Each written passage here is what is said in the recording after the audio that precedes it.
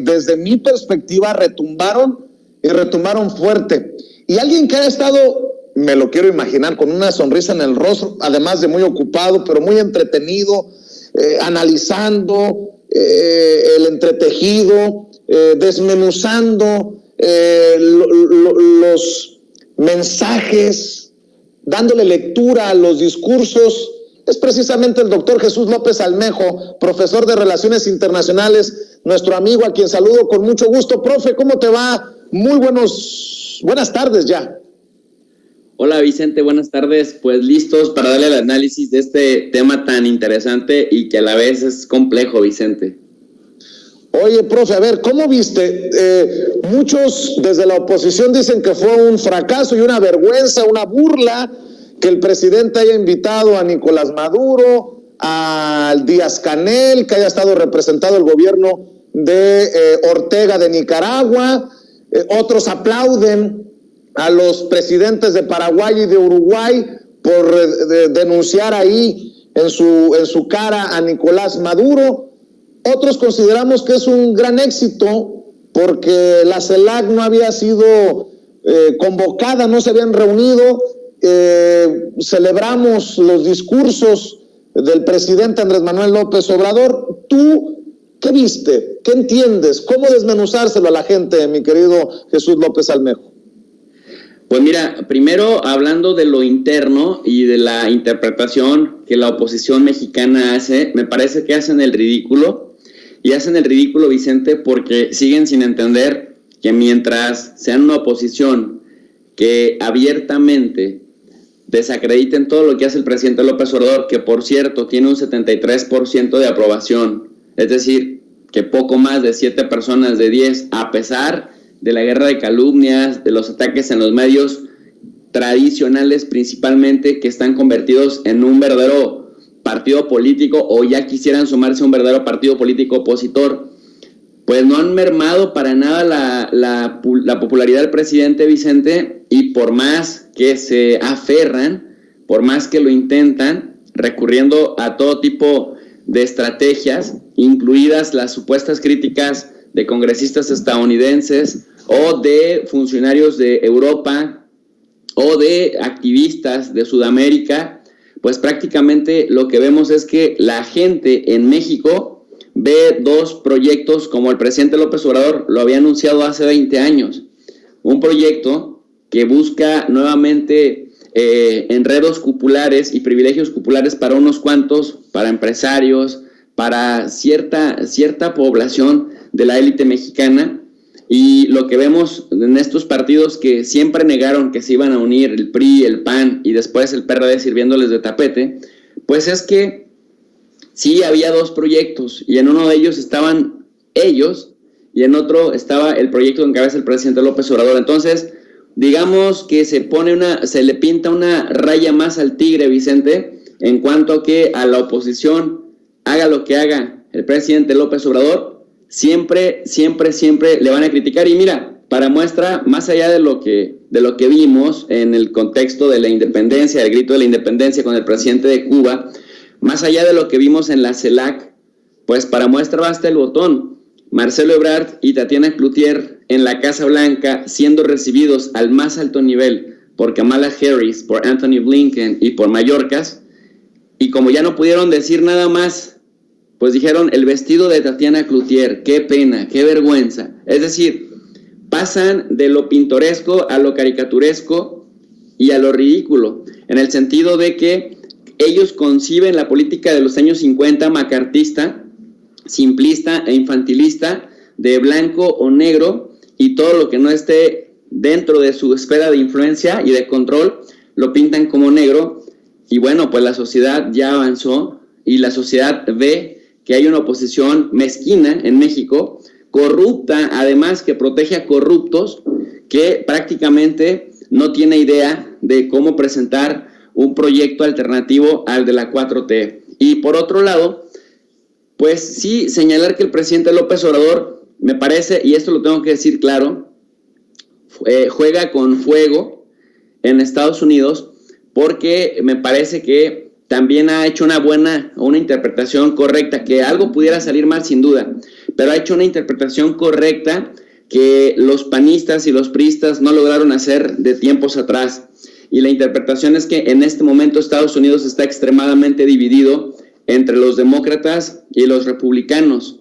Y tanto a demócratas como a republicanos, en un contexto en el que China está emergiendo como una superpotencia económica y también militar, pero sobre todo económica, porque en este momento China es más representativo en lo económico que en lo militar, sin que lo militar, que es la segunda potencia mundial que más invierte dinero en su proyección militar, sea más importante, ¿no? Entonces, ya no tienes una hegemonía monopólica, es decir, que solamente es Estados Unidos y ya no hay quien le haga contrapeso. Entonces, el presidente experimenta, si te fijas, en diversos niveles. Experimenta en el plano bilateral y parte de que tiene una oposición muy dividida, parte de que tiene acá en México un apoyo bastante grande, muchísimo mayor que cuando llegó a la presidencia y que lo va a reafirmar en marzo del 2022. En la relación bilateral observa, porque además hay dos personajes que conocen muy bien de la política en Washington. Uno es Lázaro Cárdenas Battel, su jefe de asesores o de gabinete, y luego también está Marcelo Ebrard, que también conoce la política en Washington. Entonces, la lectura que hay es que en Washington hay una fuerte ruptura política entre los núcleos duros del republicanismo y los núcleos duros del Partido Demócrata, y me parece que ahí es donde el presidente está metiéndose, está pues tratando de hacer lo que haría cualquier mandatario patriota, tratando de sacar el mejor provecho para México. Y en tercer lugar, pues que tiene una opción con cuál equilibrar y con cuál poder negociar, ¿no? Que es esa China emergente, porque fíjate qué interesante, a Joe Biden el presidente López Obrador le dice, necesitamos integrarnos económicamente, pero así una buena integración y no migajas que siempre nos han dado para competir contra China. Pero al mismo tiempo, el mensaje de ya no más OEA y ya no más Estados Unidos en un proyecto de integración latinoamericana y caribeña, que es prácticamente, Vicente, lo que decía la Declaración de Caracas en el año 2011, en el bicentenario de la lucha por la independencia hacia el camino de nuestros libertadores. Declaración de Caracas, le invito a la gente que vaya y que la lea, del año 2011, cuando arranca todo este proyecto de la CELAC, hablaba justamente de los 33 países que integran América Latina y el Caribe. Entonces el presidente López Obrador, ¿qué es lo que dice? Necesitamos un mecanismo de verdadera concertación que nos haga aspirar en llegar en algún momento en el mediano y largo plazo a la Unión Europea, que Estados Unidos y Canadá entiendan que este es un proyecto también identitario. Y creo que aquí también el presidente López Obrador comparte esto que decía Nicolás Maduro, presidente de Venezuela, los proyectos encontrados de la OEA y de la CELAC, Vicente. Por un lado, la OEA, que encarna el monroísmo, de esta doctrina de Monroe de 1823, de América para los americanos, en donde Estados Unidos está a la cabeza, y por otro lado tienes este proyecto bolivariano de integración entre el sur, ¿no? El sur con el sur. Entonces el presidente López Obrador, ahora que hay posibilidades, porque no siempre hay posibilidades y no siempre se dan las circunstancias, como dicen los astrónomos, no siempre se alinean los planetas para poder mandar un Voyager que explore pues todos los planetas del sistema solar. Bueno, pues acá no siempre se alinean los planetas. ¿En qué sentido están alineados? Y el presidente López Obrador, que es un gran ajedrecista, lo sabe. Primero, una oposición terriblemente debilitada por sus propios errores y por su propia mezquindad, hay que decirlo, ¿no? Los panistas que de verdad no son más ridículos porque no pueden. Y en el caso internacional, en la relación bilateral, un Estados Unidos pues muy fragmentado también. Tú y yo lo sabemos, desde hace tiempo se viene dando esta fragmentación tremenda en lo interno, que cada vez pues hay posiciones cada vez potencialmente más abiertas. Y luego pues tenemos la emergencia, otro planetota que se alinea, la emergencia de una superpotencia económica que salió muy bien librada del COVID, de la pandemia, tanto en número de muertos como económicamente hablando, que es China, y un Estados Unidos que fue un desastre y que tiene casi el 40% de su población que ni quiere vacunarse, que no hizo caso de las medidas y que pues nos tiene de este lado del planeta sumidos en una crisis de salud que ya va para 2 años y que no vemos, a pesar de que de que ya se está entendiendo más el mecanismo de la enfermedad, cómo funciona. Entonces, pues el presidente López Obrador lo que hace, Vicente, es dar pasos estratégicos, que en la política internacional siempre se juega con fuego,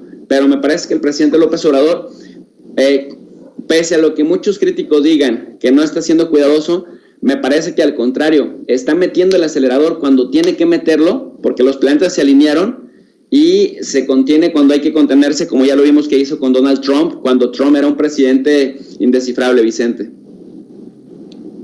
Oye, profe, y cuando dices que juega con fuego, ¿qué es lo peor que puede pasar? Porque, bueno, entendemos que una cosa es la relación bilateral, otra cosa es la relación regional de fuerzas, y creo que, salvo que tú me digas otra cosa, tú eres el experto en esto, se estaría poniendo también el guarache antes de espinarse el presidente, por si a Estados Unidos se le ocurre la mano dura contra nuestro país, y entender que México pues no es solamente México, ya es nuevamente la región, ¿no?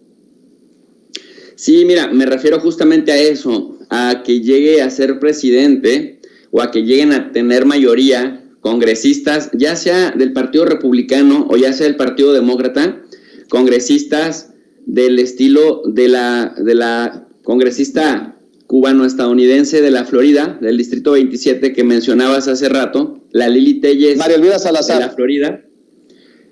Imagínate que regresara Donald Trump y regresara más radical que como fue su gestión del 2016 al 2020. No se tendría este margen de maniobra que se tiene ahora en esta administración, o que llegara el gobernador de Texas a ser presidente, que ya hemos tenido gobernadores tejanos que se han convertido en presidentes. Entonces, cuando yo digo que se alinean los planetas, justamente me refiero al origen de cómo llegó Joe Biden con un país extremadamente fragmentado, que pues difícilmente se había visto en Estados Unidos, Vicente, una fractura de cómo sale un presidente de un partido y cómo entra otro presidente de otro partido. Y México lo que está haciendo es también capitalizar eso. El tema de decir, cuando digo que juega con fuego, me refiero es que finalmente Estados Unidos es impredecible y ocurre lo que pues a veces no podemos creer que esté ocurriendo, ¿no? Que por ejemplo, mira, te voy a poner este caso. Mientras Estados Unidos se abroga el derecho de certificar qué países combaten o no contra las drogas, pues tienes San Francisco, el downtown de Los Ángeles, Filadelfia, Nueva York, Washington D.C., Chicago, con un montón de homeless, de gente sin casa, que literal, diríamos en México de manera coloquial, se quedaron en el viaje. O sea, un problema de drogadicción tremendo que se ha normalizado. Entonces, tú no puedes ver escenas de personas que parecen zombies caminando en las calles de las ciudades más importantes, del país más importante en términos económicos del mundo, pero que al mismo tiempo los líderes de ese país se digan los próceres del combate contra las drogas, cuando ni siquiera han tratado de ver el tema como un asunto de salud, incluso psiquiátrica, ya no digamos en temas de adicciones. Entonces, tienes por otro lado un país que en Afganistán dice que no va o que no le interesaba construir un modelo democrático y que ni siquiera va a ponerse rudo con los talibanes en el tema de los derechos humanos, pero que viene y dice que en Cuba o en Venezuela le interesa a rajatabla, cueste lo que cueste y pase lo que pase, que se respeten los derechos humanos, que es, digamos, la banderita que vemos. Ahora, ¿por qué digo que juegan con fuego? Porque mientras, por ejemplo, la oposición acá en México, que han tenido un pensamiento colonizado, me parece que lo hablábamos en la entrevista que me hiciste el viernes, que te decía que lo sorprendente de la oposición en México cuando fueron gobierno es que hacia adentro, hacia México, eran muy discriminadores y muy clasistas y muy xenófobos, pero hacia el norte son muy arrodillados, o sea, desarrollan el pensamiento colonizado del que ya nos había hablado la teoría de la dependencia de los años 60, en donde todo le dicen que sí a Estados Unidos, en donde hacen circo, maroma y teatro para que no se incomode Estados Unidos, sea demócrata o sea republicano, y pues prácticamente la élite política mexicana se comportaban como peones de Washington. Por eso no conciben que alguien desde el sur, que alguien desde México, como López Obrador, pues sí tenga posturas desafiantes que probablemente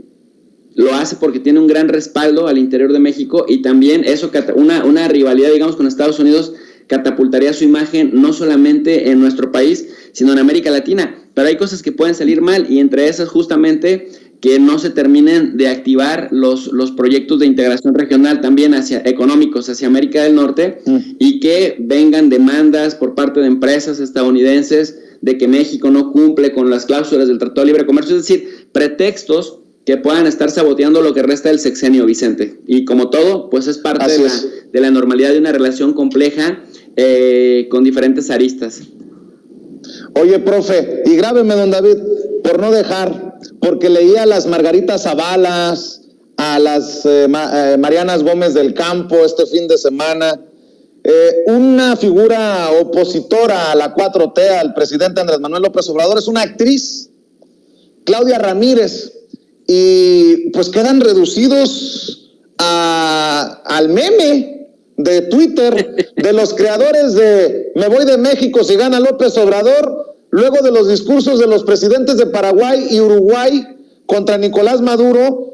Claudia Ramírez escribe: ámonos para Uruguay y Paraguay, ahí la dignidad sí tiene voz. Yo preguntaba en Twitter si ya se había ido o necesitaba una cooperacha para que le llegara. ¿Qué cosas con esta oposición? Literalmente a los políticos del PAN les faltó ser así de claros como este personaje. Y lo menciono no porque sea actriz ni porque me quiera farandulear en este segmento, simple y sencillamente porque son las visiones que retuitean entre sí en el panismo, profe. Ahora sí que, como dice Daniel Marmolejo en una entrevista que le hice en mi canal, cuando le pregunté cómo interpretaba estos elogios que se daban entre ellos, que fuera de su círculo endogámico, pues eran muy despreciados, y decía Marmolejo: se la chupan solitos, Vicente. Oye, increíble, es como León Krause y Enrique Krause diciendo que Enrique Alfaro es el Mariano Otero, ¿no?, del presente, y como Azucena Uresti elogiando y ensalzando al presidente Lacalle Pou de Uruguay, que se convirtió en el nuevo ídolo de la derecha, aunque expertos en debate te dirían que Nicolás Maduro lo vapuleó y que el presidente Díaz-Canel lo vapuleó. O sea, en términos de argumentación y contraargumentación, fue muy débil la argumentación del presidente de Uruguay, porque por un lado se jacta de ser democrático y de venir de una de las democracias más maduras de América Latina, pero por otro lado habla de su apoyo indirecto a Luis Almagro o directo a la OEA, cuando la OEA, justamente, a la que no le hizo ninguna crítica, pues ha sido un instrumento del golpismo de la derecha latinoamericana. Entonces ya desde ahí el discurso es bastante débil. Y bueno, pues tú sabes que anduvimos ahí circulando un video, un corto del video del presidente Pepe Mújica, que cuando le dicen cuál es su percepción de Lacalle Pou, dice, pues es un tipo que no soporta la crítica, es un tipo colérico que en cuanto lo cuestionas rápido estalla, explota, y cuando le preguntan ¿cómo se llevan ustedes, presidente?, dice que él piensa que todos los expresidentes le hacemos sombra. Esto sí es propio de un dictador de derecha. Eso lo dije yo, lo del dictador de derecha, pero Pepe Mújica sí dice: Lacalle Pou es alguien que no aguanta la mínima competencia, piensa que todos le hacemos sombra, y cuando le preguntan ¿y cómo se llevan?, dice: del culo. O sea, mal pues. Entonces eso te habla de cuáles son los ídolos de barro que construye nuestra derecha mexicana. Y cuando digo de nuestra derecha mexicana, Vicente, que ha sido otro logro del presidente, esto que voy a decir, se han exhibido actrices, se han exhibido conductores de televisión, centaveros, se han exhibido supuestos periodistas, líderes de opinión, que no está mal que su corazoncito lata para la derecha. Lo que sí está pésimo y pusilánime, que hayan navegado con banderitas de objetivos, que hayan navegado con banderitas de ecuánimes y terminan siendo exhibidos y autoexhibiéndose, Vicente, que son pues lacayos del dinero, lacayos del chayote y también prófugos del ácido fólico, querido Vicente. Y para ir cerrando, otra cosa que leí que me llamó mucho la atención, grábeme, don David, un tal Javier Tello, Javier con X, que se dice analista, asesor en políticas de salud, consultor en salud, experto en comunicaciones, conferencista y columnista, así se describe en su cuenta de Twitter, sacó lo racista y además es retuiteado por moneros como Alarcón, de la derecha, obviamente. Aparece en un extracto de su discurso Pedro Castillo, el presidente de Perú, con su sombrero. Y fíjate lo que escribe Javier Tello. Aunque no lo crean, este espécimen tiene un grado de educación, una maestría en psicología educativa y es profesor del Instituto Superior Pedagógico Octavio Mata Contreras. En serio, no me lo imagino dando clase o defendiendo o escribiendo su tesis de posgrado. Te puedo asegurar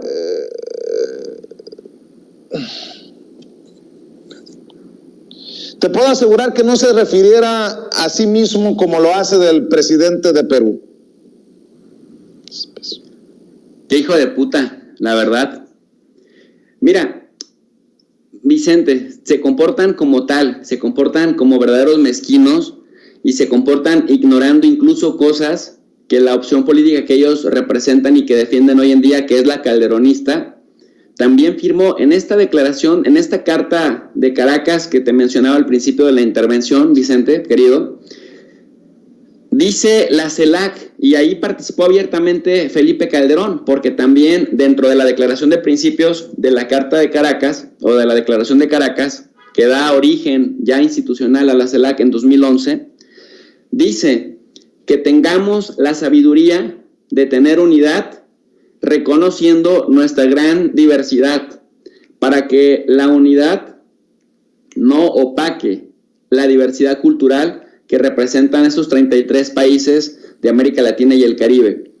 A mí me parece maravilloso, te lo digo así de corazón, sí como analista, como el analista que soy, pero como persona, como ser humano, me parece maravilloso que gente como Evo Morales o gente como Pedro Castillo hayan roto con la estética eurocentrista que acá en México a los panistas y a los priistas se les suele dar bastante bien, y que siempre andaban trajeaditos, con la corbata, con discursos ensayados, con teleprompter, con lectura de frases huecas, de párrafos larguísimos, retóricos que no decían nada, y de pronto vienes a un Pedro Castillo con su sombrero, con su naturalidad, espontáneo, pero con un discurso impecable, cortito, un fragmentito, 9 minutos, pero vino a decir algo que me parece que es indispensable.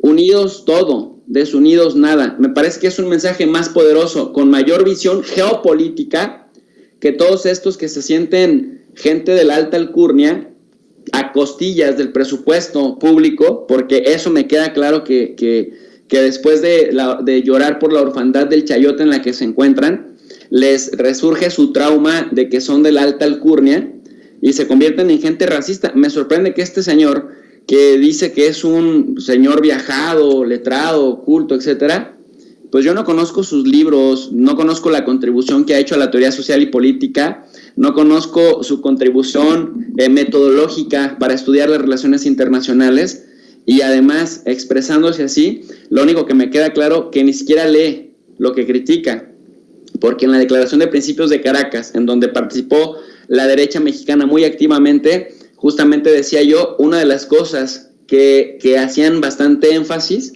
es que la unidad, que el concepto de unidad de la región no permeara y no ofuscara la gran diversidad cultural y étnica que tiene nuestra nación. Y en ese sentido, me parece que Pedro Castillo se saca un 10 porque él representa a un sector muy importante de la gente que votó por él en Perú, y me parece bien que en estos lugares se rompa con la estética tradicional eurocéntrica y que también nuestros pueblos diversos, nuestras culturas indígenas diversas y variadas y muchísimas, también se sientan representadas por gente como él o gente como Evo Morales. Mira, pues si lo vemos en Naciones Unidas, cuando va el mandatario de Sudán o va, por ejemplo, con Bin Salman, nadie se mete, y Bin Salman está vestido como se vestían los árabes de Arabia en el año desde el año 630, y Bin Salman, multimillonario, que es, digamos, el rey en funciones, si bien es cierto que todavía no tiene el cargo oficial, pero en funciones, de manera fáctica lo es, y pues vemos que hasta los presidentes de Estados Unidos se cuadran y nadie se mete con su vestimenta, y dicen, es que culturalmente ellos así se visten. Entonces, ¿por qué discriminar a una persona solo porque son indígenas? ¿Sabes cuál es la respuesta? Miopía y un trauma de clasismo trasnochado, querido Vicente. Oye, la gente ya se emocionó porque dice que ahora sí te estoy picando las costillas y que vamos a dejar la víbora chillando. Bueno, nada más quiero hacer un comentario y grábeme, don David. Andan cada vez más rabiosos por lo que decimos en Sin Censura. Me acaba de llegar un mensaje de una persona que se identifica como Iris. Tiene una fotografía, creo que por ahí tienes la fotografía, David, y si no, te la voy a enviar, porque creo que aquí está. Ahí está la fotografía de esta persona que se identifica como Iris y es @mamá de 3 hijos y se dice contadora, mamá de 3 y feliz. Dice que ama bailar y reír, sola o acompañada, que odia ya saben quién y no me cansaré de burlarme de él, dice. Me mandó 2 mensajes muy elocuentes, pues desde su pobreza espiritual, porque me bloqueó además, no me deja responderle. Dice, aquí el único chayotero lameverga eres tú. Eres asqueroso, gordo, inmundo. Mire, le voy a permitir lo primero, pero que me diga gordo, Iris, no sea así, que me va a herir mis sentimientos, como seguramente están heridos sus sentimientos porque hablamos con la verdad. Andan muy alborotados, mi querido Jesús López Almejo. Ya ves lo que provocas, ya ves lo que provocamos cuando hablamos sin censura. Hijos de la canción. Bueno. Vicente, yo pensé que esta gente, la derecha, que gasta tanto dinero en comprar asesores, pero después también te deja mucho que desear los asesores que se consiguen, porque dicen cada barrabasada y no tienen límites.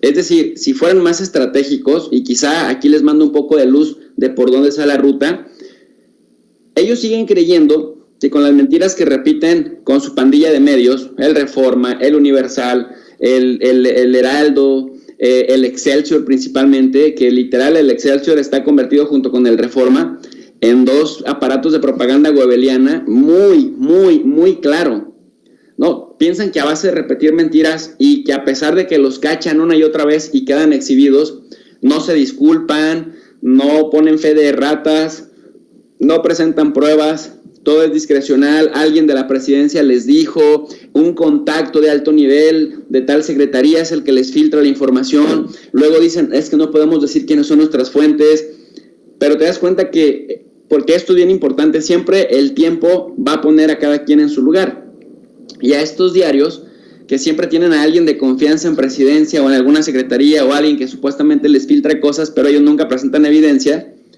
pues los pone el tiempo, los pone, digamos, contra la lona, porque casi nada de lo que dicen termina siendo cierto. Pero estamos viendo que se convirtieron en los reyes del escándalo barato, del escándalo fácil. Algo que les funcionaba en otro modelo, querido amigo, en el 90, en los años 80, en donde teníamos, digamos, la gente, la opinión pública estaba secuestrada por las grandes televisoras, evasoras de impuestos, y por esta prensa que se dedicaba también a los que sí leían, que cada vez eran menos. Pero pues ahora tienen más competencia en las redes sociales, y en las redes sociales estamos exhibiendo, porque nos hemos convertido en el contrapeso, estamos exhibiendo, ya no digamos las mentiras, para que no se ofendan, Vicente, las inconsistencias argumentativas de la filosofía que defienden. Y cuando digo que creía que sus asesores, que les cuestan tantos miles de pesos, pues eran más inteligentes, eran más sensatos, pues vemos que cada rato se hacen harakiri, porque de verdad te lo digo, o sea, a mí me preocupa que haya una oposición tan baja, tan vulgar, tan corriente y tan miope, que no se dan cuenta que hay cosas que se tienen que hacer bajo una lógica racional del costo-beneficio, y estos están empecinados en tener la razón, aunque estén en caída libre y en un precipicio. Mira, te pongo un ejemplo concretito que los representa a todos ellos, medios y políticos. Silvano Aureoles, en caída libre, y él insistió en agarrar su banquito, sentarse en el Palacio Nacional, ir a Estados Unidos, anunciar que va a Europa, salir a dar un grito pregrabado.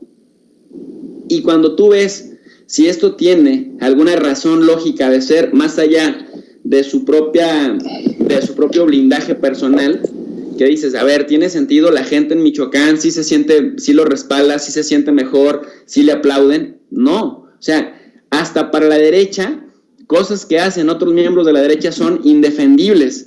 ¿Por qué? Pues porque no actúan bajo criterios racionales. Y este es uno de tantos, pero es uno de los casos paradigmáticos. Por eso lo señalo, querido Vicente. Así es, nada más para la señora Iris. Soy gordito, pero feliz. No soy mala persona. Ahora, nada más acláreme. Me dice gordo, pero no me dice de dónde. La estoy revisando y como diría José José, no la recuerdo. No vaya a ser que el sorullo sea mío. Pero bueno, saludos a todos los que nos aman, pero sobre todo a los que nos odian, pero que no dejan de ver Sin Censura. Y tu profe de RI, profe, ¿por qué no cerramos en este segmento tan sabroso? Hombre, carajo, nos pudimos haber quedado todo el día, mi querido profe, platicando contigo. ¿Por qué no cerramos invitando a la gente para que siga viendo el análisis y la desmenuzada que haces de las noticias más importantes en tu canal? Muchas gracias, querido Vicente. Pues invito a toda la gente, a todos los amantes de las relaciones internacionales, a quienes les interesa saber cómo se organiza el mundo y cómo las decisiones que se toman en el extranjero nos impactan en nuestra vida cotidiana, pues vayan a este canal de Relaciones Internacionales y Geopolítica de tu profe de RI.